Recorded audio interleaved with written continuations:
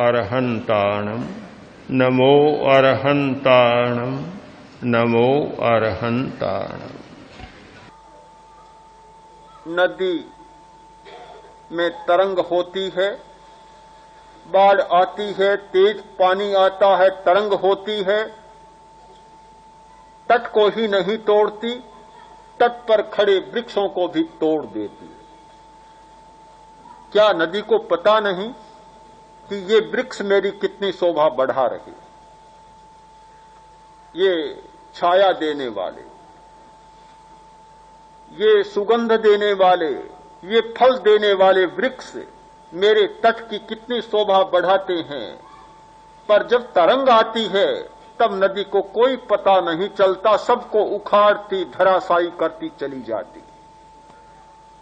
वृक्षों की बात छोड़ दें, जो तट शोभा बढ़ाते हैं नदी की, उन तटों को भी तोड़ डालती है।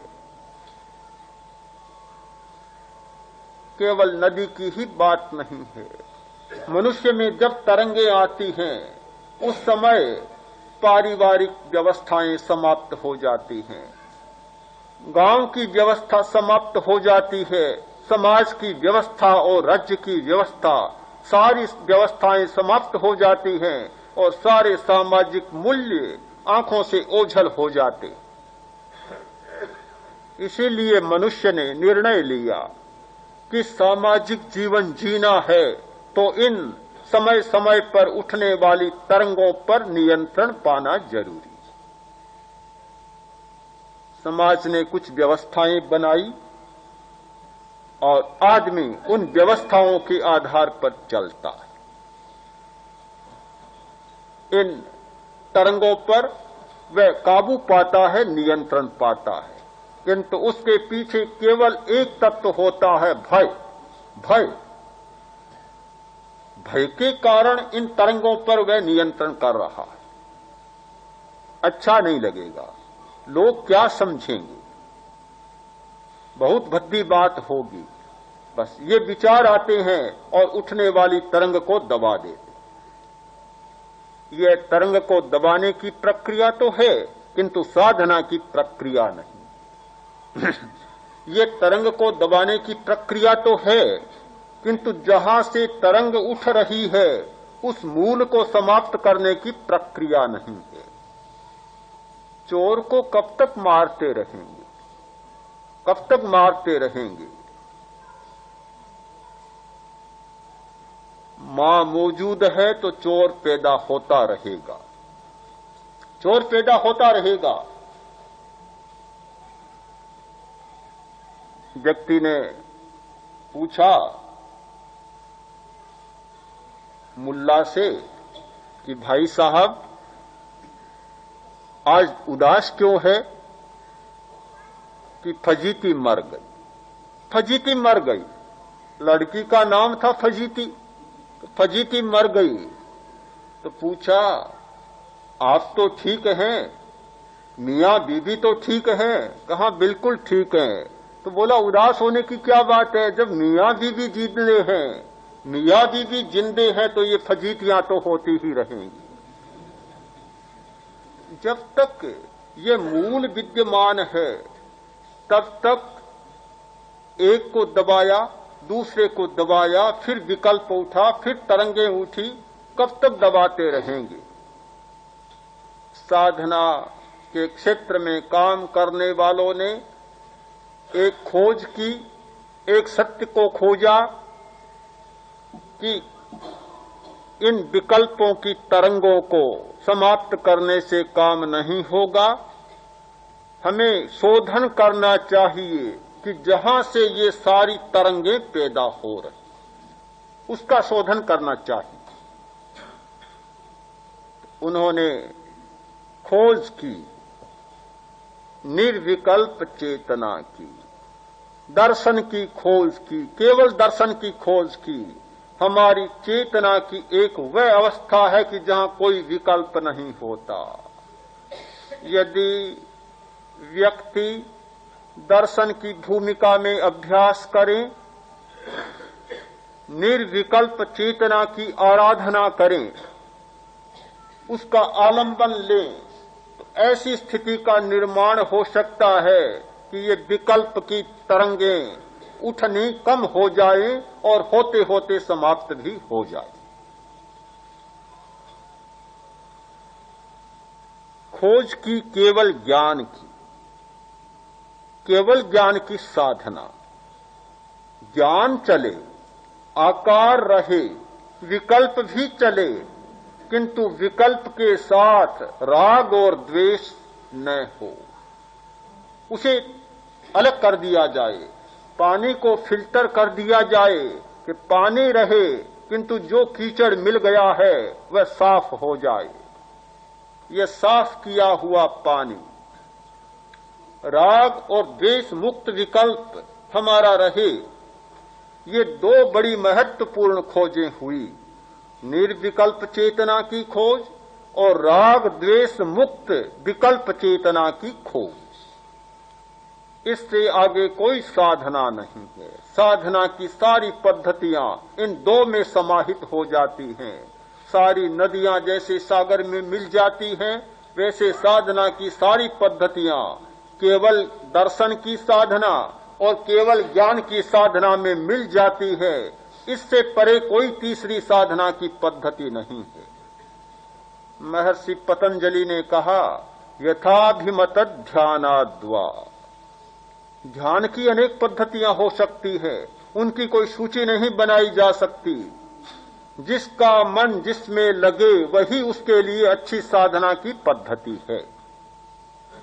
किंतु शर्त है कि वह पद्धति, साधना की पद्धति केवल दर्शन और केवल ज्ञान की सीमा से परे नहीं हो सकती।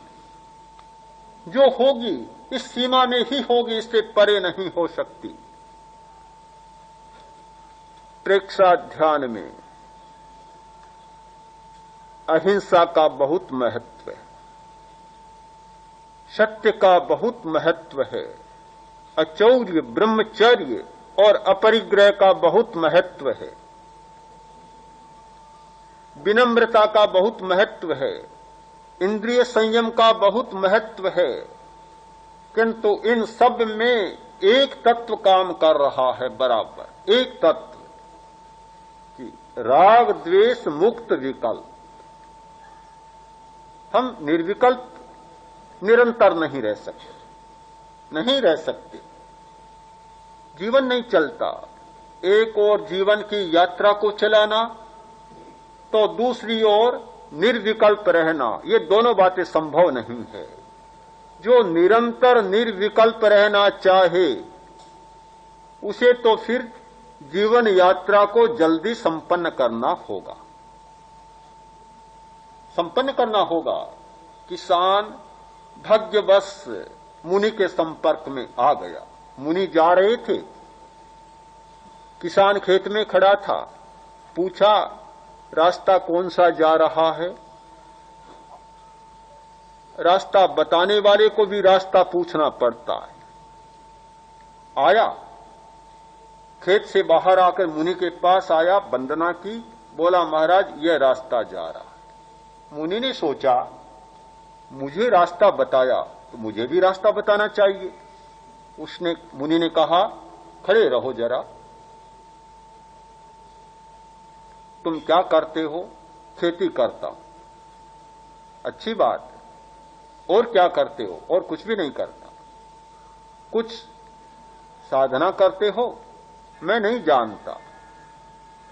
कुछ संकल्प लो, त्याग लो। बोला मैं तो किसान हूं, ये बहुत बातें मैं नहीं कर सकता। मुनि ने कहा अच्छा एक संकल्प लो, केवल एक संकल्प। एक बात कर लूंगा, बहुत झंझट तावे नहीं आते। केवल एक संकल्प, क्या कि मन का जाना नहीं करना। एक ऐसा सूत्र दिया, रास्ता बताया, मुनि चले गए। किसान ने सोचा खेत में जाऊं, फिर सोचा मन का जाना हो गया, कैसे जाऊं? खड़ा रहा हुआ। पत्नी आई घर से भोजन लेकर, देखा किसान खेत में नहीं बाहर खड़ा है। उसने सोचा ये क्या, बाहर खड़ा है तो उसने हेला किया, बुलाया, सोचा उत्तर दूं, फिर सोचा मन का जाना हो गया, नहीं दूंगा। पत्नी पास में आई और कहा क्या करते हो, यहां पागल की तरह खड़े हो, खेत सूना पड़ा है, चलो खेत में। उत्तर कैसे दे सकता, मन का जाना हो जाएगा। इतना मजबूत था अपने संकल्प का, इतना दृढ़ था, खड़ा रहा, खड़ा रहा, खड़ा रहा, किसी विकल्प का उत्तर नहीं दिया। हमारे मन में विकल्प उठते हैं और उत्तर देते चले जाते हैं, तभी ये सारी कठिनाइयां पैदा होती है। उत्तर नहीं दिया, किसी का उत्तर नहीं दिया, खड़ा खड़ा थक गया, सोचा बैठूं, मन का जाना हो जाएगा, कैसे बैठ सकता हूं। खड़ा रहा, खड़ा रहा, आखिर जीवन की यात्रा समाप्त हो गई। तो यह निर्विकल्प चेतना और जीवन की यात्रा दोनों साथ साथ नहीं चल सकती। जीवन की यात्रा को चलाने के लिए विकल्प जरूरी होते हैं। केवल ज्ञान की साधना यानी मन में जो विकल्प उठे, विकल्प, तो विकल्प का उत्तर मत दो तत्काल।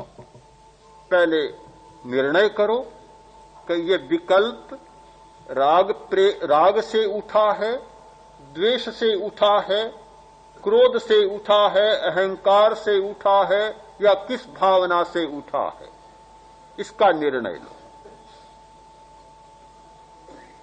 या जीवन की आवश्यकता और उपयोगिता से उठा है, इसका निर्णय करो। जब यह लगे कि इस विकल्प के पीछे, इस तरंग के पीछे वे प्रेरणाएं नहीं हैं, केवल जीवन यात्रा की प्रेरणा, जीवन की आवश्यकता की प्रेरणा और उपयोगिता की प्रेरणा है और तरंगों की प्रेरणा नहीं है, तो फिर आदमी को उस विकल्प का समाधान करना होता है, उसका उत्तर देना जरूरी होता है। और जब यह लगे, निर्णय में यह आए कि ये सारे विकल्प केवल इन तरंगों के कारण पैदा हो रहे हैं, उस विकल्प का उत्तर मत दो, उसका समन करो, उपेक्षा करो, उपेक्षा, असहयोग करो, दबाओ मत, असहयोग करो। या तो निर्विकल्प चेतना की स्थिति में चले जाओ, जिससे कि विकल्प अपने आप शांत हो जाए, क्षीण हो जाए, या राग द्वेष मुक्त चेतना की स्थिति में चले जाओ, जिससे कि एक विकल्प के सामने दूसरा विकल्प खड़ा हो जाए और वह विकल्प अपने आप निर्वीर्य बन जाए, शक्तिहीन बन जाए।